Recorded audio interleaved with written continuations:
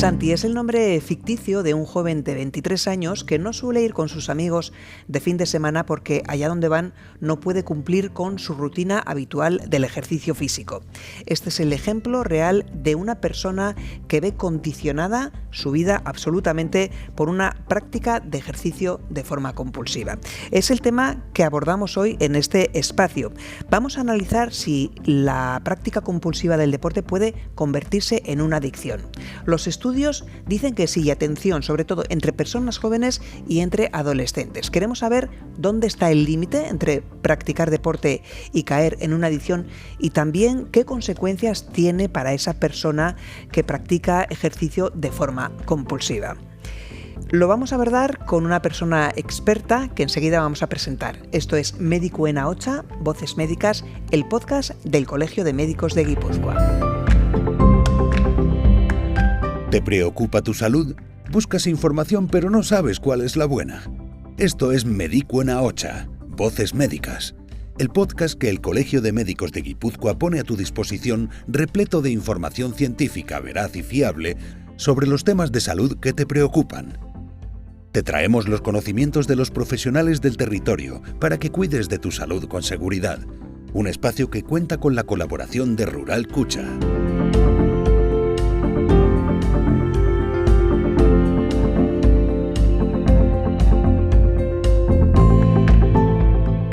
Teresa Gastañaga, muy buenas, bienvenida. Hola. Bueno, gracias por estar con nosotros. Presento a Teresa. Ella es médica especialista en educación física y en deporte, pertenece a la Junta de Gobierno y es presidenta del Grupo de Trabajo en Nutrición en el Deporte de la Sociedad Española de Medicina del Deporte. Yo creo que, Teresa, que tenemos que empezar un poco definiendo y poniendo límites a lo que vamos a hablar. ¿Qué es el ejercicio físico compulsivo? Bueno, pues el ejercicio físico compulsivo se define como la práctica del ejercicio físico de una forma compulsiva y adictiva, incluso con un condicionante bajo el punto de vista de salud. ¿Qué significa esto? Bueno, pues que el ejercicio se convierte en una adicción, es decir, pasa de lo que sería practicar ejercicio como ocio, como diversión, como disfrute, en estar totalmente obsesionado con ejercerlo, influyendo en lo que sería pues, el ámbito familiar, el ámbito social de amigos, el ámbito estudiantil, el laboral, practicando incluso el ejercicio en situaciones de lesión, en situaciones de enfermedad. Y además con una sensación de culpa si no lo pueden ejercer, ¿no? Entonces es una situación que llama la atención más que nada porque bajo el punto de vista de salud todo lo que podemos obtener como recomendable haciendo ejercicio pues se convierte en contra. De hecho, la Organización Mundial de la Salud recomienda practicar entre las personas jóvenes 1 hora de ejercicio medio moderado al día. ¿Cuál es la fotografía en estos momentos de esta situación, de esa posible adicción al ejercicio? ¿Está en auge? ¿Se está viendo cada vez más, Teresa? Hombre, son situaciones, son comportamientos que nosotros ya los vemos y bajo el punto de vista de la medicina del deporte, pues hace 15 años incluso ya se definieron. Y anteriormente teníamos también, que ya te sonará, que sería la vigoresia, sí, que es también un tipo de práctica de ejercicio obsesivo, pero se diferencia en que la estimulación para hacer ejercicio era el que una persona se veía a sí misma como baja de forma, con un organismo débil y con muy poca musculación. Entonces es un condicionante un poco diferente, el de los años 90, a lo que podemos tener ahora. Era un poco, perdóname, sí, un poco una distorsión de la realidad de la imagen, persona, ¿no? De la imagen de la propia persona. Entonces ahora esto, pues ya te digo, venimos teniendo este tipo de comportamientos y dices, bueno, ¿hay más, hay menos? Hombre, hay más gente que practica deporte. Incidencias de más, pues tampoco sabemos mucho, porque tampoco, aunque nosotros lo veamos, no hay muchos estudios hechos. Lo que sí se ve es que en estudios recientes, entre los universitarios y gente joven, pues hay una prevalencia de un 3%, de gente que cae en este tipo de dependencia. Eso es mucho, ¿no? Sí, es bastante, sí. Pero también en personas mayores, también, quiero decir, de 30, 40 años también pasa esto. Quizá el colectivo de los adolescentes, estas personas que todavía no han llegado a los 20 años, sean más susceptibles o más vulnerables. Sí, no tengan las herramientas para entender lo que les está pasando. Son más vulnerables pues porque se fijan más en su imagen, quieren agradarse a sí mismos y a su entorno, y entonces pues digamos que es eso, ¿no? Entonces, ¿qué es lo que hacen también? Pues consumen proteínas, aminoácidos, con la idea de obtener pues rápidamente un beneficio para ellos, que sería un beneficio estético, ¿no? O sea, el verse pues en musculitos, en plan musculitos, para un poco enseñarlos y ante sus amigos, ¿no? Claro, quizá podemos incidir o podemos pensar que hay una cierta influencia del impacto que reciben en redes sociales. Quizá están viendo un ejemplo de personas que están con unos desarrollos físicos espectaculares y es un poco el ejemplo y el ideal que están tomando. Sí, efectivamente. Se vende por redes sociales con imágenes, digamos, de hipertrofias musculares, como un estándar de belleza, ¿no? Un estándar de belleza y también con el eslogan de salud. O sea, que no solamente ya te venden el eslogan de belleza, sino también el salud, de cuerpo saludable. ¿Puedes ponernos algún ejemplo de este tipo de prácticas? ¿Esto se da en los gimnasios o se da en deportes? Bien, se puede caer en esta situación tanto a distintas edades como personas que practican deporte habitualmente, como las que comienzan a practicar deporte, o también en personas jubiladas. Es decir, que llega un momento en que, bueno, pues tú sientes que tienes una necesidad de mantenerte en forma y comienzas a practicar un ejercicio. Y sin darte cuenta, pues te va absorbiendo de tal forma que vas dejando todo lo que está a tu alrededor, pues un poco el apego familiar, el social, el interés por el estudio, el rendimiento en el trabajo. O sea que pierdes un poco ese contexto de que sería el real, ¿no? O sea, es una especie de obsesión. Sí. Y se puede dar en gimnasios, efectivamente. En gimnasios siempre es más fácil.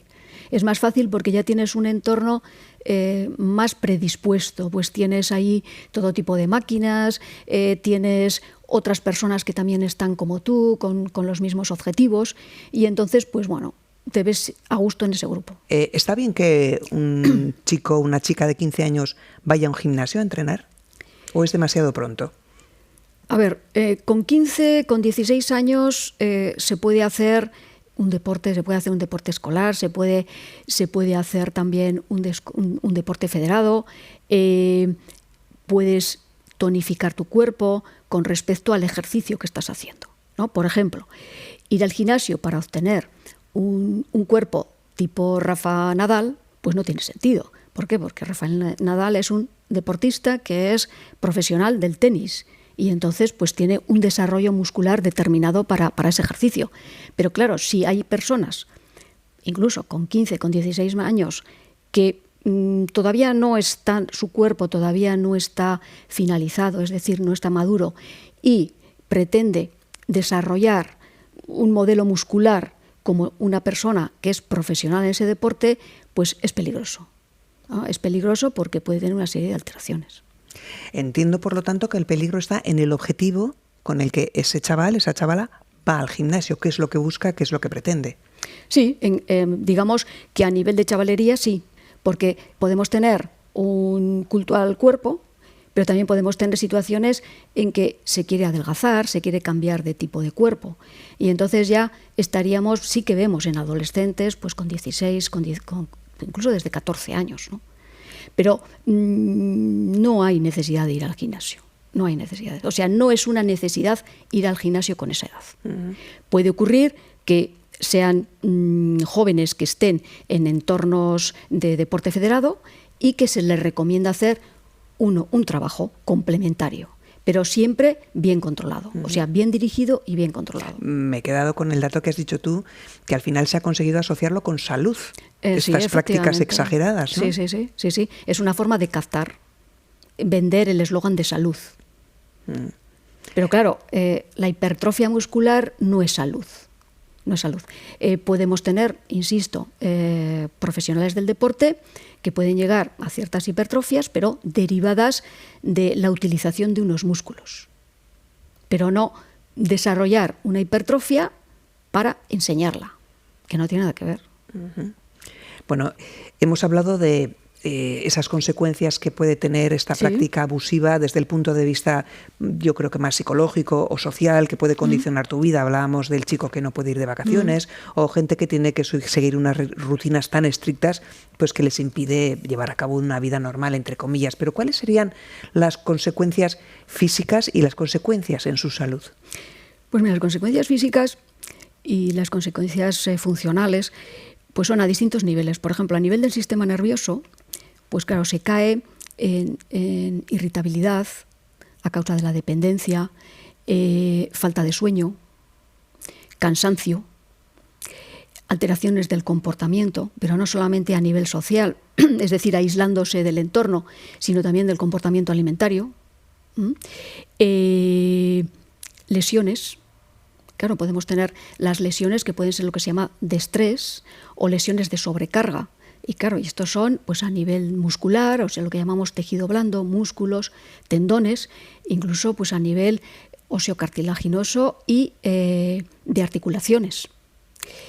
Entonces, claro, es una situación que se va agravando porque también un exceso de ejercicio también puede afectar al corazón.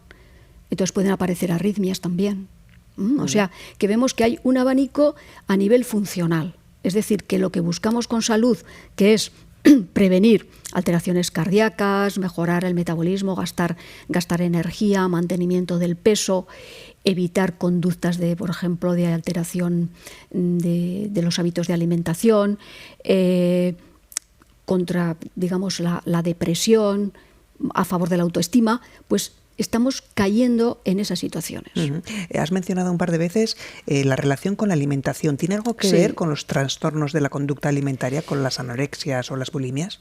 Sí, a ver, tiene que ver en el sentido de que se comienza a hacer este tipo de, o sea, de este tipo de ejercicio que es intenso y además practicado en tiempo, durante mucho tiempo y periodicidad de casi todos los días a la semana, entonces eso ya conlleva a cambiar también unos hábitos de alimentación en la propia obsesión. Y entonces, claro, aquí pasamos pues de lo que puede ser una contradicción, ¿no? Que cuando tenemos situaciones de alteración del comportamiento alimentario recomendamos hacer ejercicio, o que el propio ejercicio te produzca esa alteración. Sí, porque dejas, o sea, ya no atiendes a lo que sería la distribución de la energía en distintas comidas al día, te saltas comidas, dejas de comer, comes alimentos diferentes, menos energéticos. Entonces, eso va en detrimento, vamos a decir, de lo que sería la salud. Bueno, me estoy poniendo también en la cabeza de la gente joven, de los chavales y de las chavalas, y pueden decir, ya, pero yo soy joven. A mí esto que está diciendo de afecciones al corazón o de desgaste no me va a afectar porque mi cuerpo es joven. Bueno, a ver, lo que ocurre con los jóvenes es que que todos hemos sido jóvenes, que no nos damos cuenta. ¿Por qué? Porque es que el organismo aguanta mucho. O sea, el organismo aguanta mucho de tal forma que poco a poco se va sobrecargando. Entonces, es muy fácil comenzar con irritabilidad, comenzar con alteraciones del ritmo, por ejemplo, con una arritmia, con unas extrasístoles, pues por exceso de ejercicio. Entonces, eso se da también en los jóvenes. Lo que pasa es que tarda más tiempo en aparecer y con otra sintomatología. O sea, parece que no es nada, se minimiza, no le dan importancia. ¿Están llegando estos casos a las consultas? Pues mira, es difícil, nos llegan casos, y nos han estado llegando casos desde hace años. Lo que pasa es que cuando alguien tiene una sintomatología así, pues por ejemplo, si es un adolescente, pues su familia pues tiene una sintomatología y se deriva a un especialista. Por ejemplo, oye, pues parece que tiene palpitaciones, tal, pues vamos a llevarla al cardiólogo. Pues parece que tiene alguna alteración, ha dejado de comer o le vemos tal, pues vamos a endocrinología. Entonces los datos se pierden, es decir, no tenemos, por ejemplo, pues un censo, una incidencia, prevalencia de este tipo de casos. Pero sí que nos llegan además desde el punto de vista, o sea, desde cardiología, desde endocrinología, desde medicina general o médico de familia, pero nos llegan pocos, o sea, nos llegan, pero nos llegan pocos. Incluso, pues puede ocurrir que alguna persona nos venga a nosotros. Decir, oye, pues mira, estoy haciendo ejercicio ya, pero ya estaríamos hablando de adultos jóvenes. Pues estoy haciendo ejercicio, estoy cansado, no sé lo que me pasa, y entonces, pues bueno, pues ya les convences de lo que está haciendo. Uh-huh. Creo que es importante también que ofrezcamos información para los padres y madres que puedan tener las sospechas. ¿Cuáles serían esos límites, esas líneas rojas que tienen que hacer saltar las alarmas para unos padres? Bueno, pues un poco lo que estamos comentando, ¿no? En el entorno familiar, un desapego a la familia. Es decir, que sea una persona que conviva con el resto de la familia, que esté a gusto y que pues de repente se le ve que está más aislado, que llega tarde a comer o que incluso se salta unas comidas, no viene a cenar, está más horas en el gimnasio, se levanta cansado, está irritable, salta a la mínima, incluso pues se le ve que tiene dolor. Es decir, que puede tener pues incluso alguna pequeña lesión, pero no lo dice. Entonces se le ve, oye, pues parece que mira cómo anda o hace un gesto. Entonces son esas cosas que poco a poco pues vas percibiendo, ¿no? Y claro, porque al final te conviertes en un sufridor. ¿Por qué? Pues porque tienes sintomatología, pero no la escuchas. Yo no sé si podemos poner un ejemplo de práctica sana del deporte. ¿Cuántas horas estaría bien que fueran al gimnasio, por ejemplo? Tenemos que partir, por ejemplo, si estamos hablando de adolescencia, pues tiene que ser siempre totalmente tutelado. ¿Qué se recomienda? Es que podemos recomendar en adultos jóvenes ir al gimnasio. Por ejemplo, perdona, ¿a qué llamas un adulto joven? Bueno, adulto joven. Es un adulto joven. Quiero decir, a partir de los 18 años. Vale. O sea, 20, vamos, el desarrollo en la mujer pues es un poco anterior, pero vamos a decir en general, por encima de los 18 años. 20, lo que has puesto el ejemplo de un chico de 23 años, ¿no? Entonces, es un tipo de adulto que ya puede venir él a la consulta. También puede venir alguien con 14 años, ¿no? Pero quiero decir, este tipo de jóvenes ya pueden estar en deportes federados, pueden estar en deportes populares, pues se apuntan a pruebas de correr por el monte, a cross, etcétera, ¿no? Entonces, este tipo de personas ya adultas, pues ya tienen algo programado y tienen que ir al gimnasio varios días a la semana y tienen que trabajar distintos grupos musculares. Pero si estamos hablando de chavales, entonces no deben de ir por iniciativa propia. Tienen que ir por iniciativa a partir de alguien que les está asesorando. O sea, un profesional que les indique qué tienen que hacer, cuántas horas le tienen que dedicar y cuál es el esfuerzo que tienen que... Porque claro, si nosotros decimos adulto joven o si no, adultos, dices, pues tienes que ir al gimnasio, sí. Entonces, como salud, ¿qué tienes que hacer? Pues si estamos hablando de fuerza, tenemos que hacer o velocidad, una fuerza explosiva, pues tenemos que trabajar grandes grupos musculares. Y podemos trabajar pues con unas condiciones, con unas repeticiones, pues 2 días a la semana, por ejemplo. Y eso es saludable. 2 días a la semana. Por ejemplo. 2 horas, más o menos. Es que no es cuestión de horas, son claro. ejercicios. O sea, yo, por ejemplo, dices, a ver, hago un ejercicio de bicicleta. Y entonces digo, pues hago 40 minutos o hago elíptica. Entonces estamos hablando de un tiempo, o sea, un ejercicio aeróbico que sea con beneficios cardíacos, cardiorrespiratorios, por ejemplo, pues estaríamos hablando 40 minutos, 60 minutos. Pero claro, si estamos hablando de fuerza, ya podemos hablar de series, por ejemplo, pues series que pueden durar con descansos pues 10 minutos, pero series, pues por ejemplo, 5 series, 10, 12, que son una serie de series repetitivas con descansos. Entonces, tiempo, bueno, pues lo que te cueste a ti hacer esas series y con una cadencia. Entonces, claro, lo más saludable sería compaginar un ejercicio aeróbico con un ejercicio de fuerza, de potencia. Bueno, tenemos que abordar también el uso de anabolizantes que aumentan la masa muscular y la última moda, que es el consumo de SARM, que son moduladores selectivos de los receptores de andrógenos. Teresa, ¿qué son estas sustancias? Bueno, pues son sustancias químicas que están en experimentación, es decir, están en investigación farmacológica.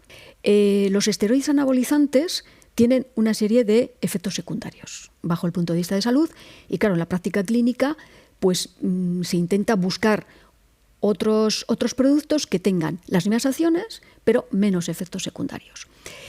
Y en este sentido han salido los SARM. ¿Pero qué es lo que está ocurriendo? Que son sustancias que no pueden estar en principio a la venta. ¿Son ilegales? Son ilegales a nivel, por ejemplo, de Europa, Estados Unidos, Canadá.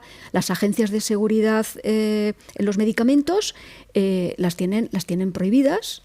Pues ¿por qué? Porque a pesar de que son sustancias que van para disminuir o mejorar esos efectos secundarios que hacen los esteroides anabolizantes y la testosterona, todavía, como no han pasado todas las fases de experimentación, producen los mismos efectos secundarios. O sea que son un riesgo importante para la salud.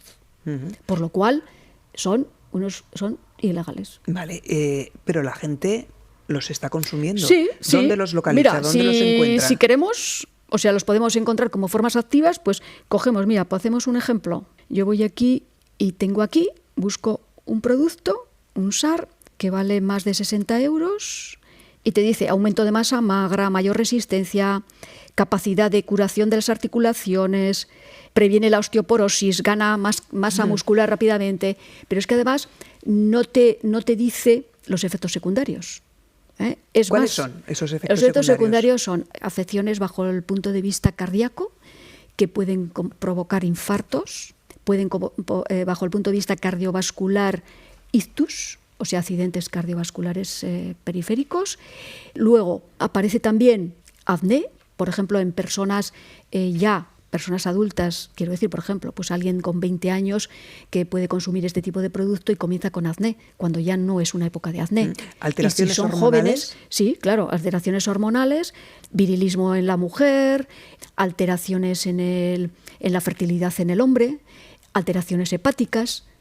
O sea, son las alteraciones que son todos esos efectos secundarios muy importantes. O sea, estamos hablando de unas sustancias que no son legales. No son Entiendo legales. que no están avaladas por ningún organismo internacional, No. pero que están en el mercado. O sea, tú puedes entrar en Internet, comprar y te llega a casa el paquetito. Sí. Y además algunas de ellas te dicen que están en experimentación y que tienen unos riesgos.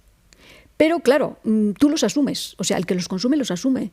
Porque, por otro lado, te están hablando de sus bondades, ¿no? Y te ponen la imagen pues del músculo y que lo vas a llegar y que vas a obtener músculo rápidamente.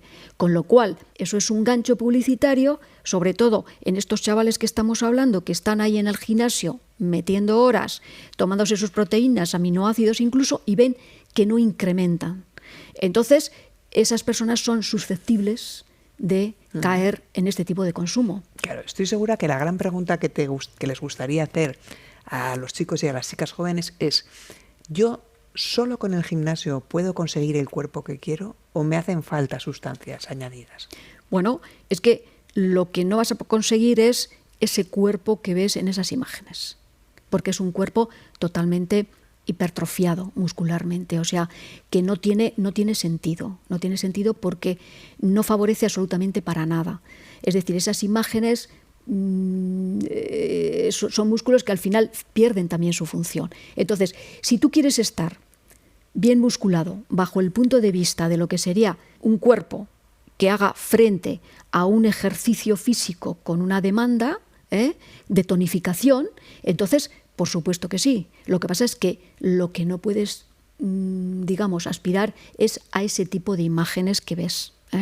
Porque, insisto, porque tú puedes llegar a una, vamos a llamarle, cierta hipertrofia de alguien cuando hace trabajo muscular, pero hace trabajo muscular, insisto, porque es su profesión. Pero claro, si tú eres un estudiante, lo que te interesa es tener tonificación. Si tú haces pruebas ciclistas, pues vas a tener una tonificación de lo que llamamos tren inferior, de las piernas, y esa tonificación la vas a obtener con el ejercicio. Pero claro, ir al gimnasio para tener hipertrofia muscular, pues no tiene sentido. No tiene sentido. Volvemos a lo que hemos comentado antes de la influencia y el impacto de las redes sociales en el modelo que les está llegando a nuestros chavales, ¿no? Claro, claro. Mira, si tú vas por la playa, pues ves a gente joven, y una gente joven que haga un deporte escolar, que haga un deporte federado, que se deje asesorar por esos profesionales con el equipo con el que está jugando. Hablemos de atletismo, deportes de equipo, tú los ves y están perfectos, chicos y chicas, están musculados. Pero es que más que eso, ¿qué es lo que queremos? O una persona adulta dice, oye, pues mira, yo no hago nada, tengo flacidez, llega una edad que dices, bueno, o me he jubilado y dices, oye, pues ahora puedo hacer ejercicio. Pues entonces, claro, tienes que hacer el ejercicio que te conviene y a la hora de una pequeña, lo que llamamos nosotros tonificación, que no tengas flacidez y que tengas tonificación. Y eso ya, claro, eso ya significa que de 5 días, o sea, de 7 días de la semana, pues 5 días tienes que dedicarlo a hacer ejercicio de distintas formas. Con, pues por ejemplo, pues desde 20 minutos hasta 1 hora, si estamos hablando de un ejercicio aeróbico, entre moderado hacia más vigoroso. ¿Y cuánto? Bueno, pues cuanto más vigoroso sea, menos días a la semana. ¿Qué es menos vigoroso? Pues 5 días. ¿Qué es más vigoroso? Pues 3. Y luego la musculación, pues también hacemos grupos musculares y hacemos pues un par de días a la semana con una serie de repeticiones. Bueno, ahí entraríamos en eso tan difícil en su justa medida o con sentido común, que es muy difícil de conseguir. ¿Cómo podemos prevenir, Teresa, que sobre todo gente joven, como decíamos, son los más vulnerables o los que tienen menos herramientas, pues no caigan en una adicción a practicar deporte de forma compulsiva? Bueno, pues primero dejarse asesorar por el entorno. Es decir, si eres un adolescente, pues seguro que tienes un entorno de amigos, un entorno familiar, el entorno escolar, donde se practica ejercicio. Entonces, pues dejarse asesorar de qué tipo de ejercicio tiene que hacer y cómo tiene que hacer. Luego ya, pues estamos hablando, pues 18, ya a más, cuando vamos a más edad. Y en adultos, pues es importante someterse a una valoración funcional. ¿Qué significa eso? A nivel de medicina deportiva, pues ver un poco cómo está tu organismo, qué limitaciones tienes, pues a nivel de esqueleto, a nivel muscular, a la hora de poder hacer un ejercicio, y qué limitaciones tienes bajo el punto de vista también cardíaco, bajo el punto de vista respiratorio. Y entonces ya orientarte a hacer ejercicio. Y es importante desde pequeños, o sea, desde críos, desde edad escolar, ya antes de la adolescencia, ir orientándose, o sea, hacer ejercicio, que cuando dices ejercicio no es solamente ponerte a correr, ponerte a levantar pesas, sino que es saber estirar, saber recuperarse, dejar un tiempo para que el organismo se recupere y volver a entrenar. O sea, hay una, digamos, que hay una metodología para hacer deporte. Y claro, si alguien se pone con 50 años a hacer deporte y no tiene ninguna experiencia, no sabe lo que es, pues entonces ahí pues nos va a costar mucho más. Creo que la tendencia es que en determinadas pruebas deportivas ahora ya se está exigiendo a los participantes una especie de certificado médico, que hayan pasado un control para saber que están en condiciones de afrontarla, ¿no? Sí. Lo que más suele asustar es la muerte súbita, tener un problema cardíaco, ¿no? Pero claro, pero es, digamos, todo el organismo, es decir, qué flexibilidad tienes, si tienes algunos problemas pues de columna, algunos problemas de apoyo, cómo andas. Por ejemplo, a la hora de correr, pues tienes que saber si tus pies tienen las curvaturas adecuadas, si vas con el calzado adecuado. Entonces, pues sí, se hace un reconocimiento bajo el punto de vista general. Estamos hablando de prácticas deportivas exageradas, y quiere poner encima de la mesa un ejemplo que yo creo que casi todo el mundo lo ha conocido, y es de una mujer, Verdelis, que ha corrido 7 maratones en 7 días seguidos consecutivos. ¿Eso qué es? ¿Eso es sano? ¿Eso es que tiene superpoderes físicos para afrontar esas pruebas? ¿Eso es que hay sustancias detrás? ¿Es un espectáculo? ¿Qué es eso? Pues bueno, yo creo que va más orientado hacia un espectáculo, no sé. A ver, el organismo pues tiene sus limitaciones. Lo que ocurre es que este tipo de convocatorias pues se hacen para gente que tiene un objetivo. Entonces, un objetivo pues de notoriedad, de visibilidad, por ejemplo, pues de una enfermedad, como también ha habido otra persona que ha hecho 5 maratones. Pero claro, habría que pensar que bajo el punto de vista de salud pues es algo muy exagerado, porque todo ejercicio necesita, vamos a decir, como una compensación, ¿no? Es decir, tú tienes que saber cómo te vas a reponer de ese ejercicio, porque claro, en un ejercicio tenemos siempre un exceso de función muscular, incluso pues también tenemos que descansar, tenemos que hidratarnos, tenemos que nutrirnos. Se rompen todas esas premisas. Se rompen todas. No respetan descanso, no recuperan, pero se corren los 7 maratones. Pero además date cuenta que son en 7 continentes distintos. Entonces hay que viajar de unos continentes a otros, tienes el jet lag, tienes otra serie de complicaciones. Entonces llama la atención que alguien pueda llegar al final sin ningún tipo de alteración. Es decir, esto es complicado. Te queda la duda de que, oye, ¿cómo se consigue todo esto? Porque desde luego, yo que sé, superhéroes, pues no sé, hay pocos, ¿no? Uh-huh. Pero engancha un poco con esa idea de, no sé si es superación o es sobrepasar todos los límites como sea. Sí, cada vez nos ponemos más límites. Entonces son retos de las personas. Entonces, pues hay personas que necesitan de esos retos. Y esos retos ya te van orientando a lo que sería pues un perfil adictivo. ¿Y tiene un precio para la salud de estas personas? Pues claro, eso tiene un precio. Estas personas pues habrá que hacerles un seguimiento de aquí a 20 años, ¿qué es lo que pasa? El ejercicio exagerado siempre te pasa factura. No tenemos más que ver lo que es el deporte de competición. Ahí vemos el deporte de competición, pues podemos ver el fútbol, ¿no? Que nos toca como de cerca, pero aquí tenemos fútbol, balonmano. En chicas también, concretamente, tenemos baloncesto en chicas y chicos, y ahí vemos qué lesiones tienen del propio organismo. También luego hay lesiones por contacto. Pero si nos fijamos solo en el organismo, es que es duro. Entonces, claro, cuando haces este tipo de ejercicio, que hemos dicho que es una exageración, 5 maratones. Bueno, es una exageración hacer 5 maratones al año, tampoco es nada recomendable, ¿eh? Ahora en Estados Unidos ya se está empezando a recomendar a personas ya, pues no sé, adultas, 30, 40 años, decir, oiga, si ustedes siguen con este ritmo, ya veremos qué va a pasar a los 60, ¿no? Porque el organismo tiene, digamos, se va acordando, es decir, se envejece. Entonces no solamente se envejece, vamos envejeciendo por edad, así, sin más, sin hacer nada, sino que cuando ponemos al organismo al límite, pues eso nos va pasando factura a nivel, digamos, funcional. Uh-huh. Teresa Gastañaga, muchísimas gracias por estar hoy con nosotros, un placer. Pues nada, gracias a vosotros. Y volveremos con más episodios en Médico en Ahocha, Voces Médicas, el podcast del Colegio de Médicos de Guipúzcoa. Hasta la próxima.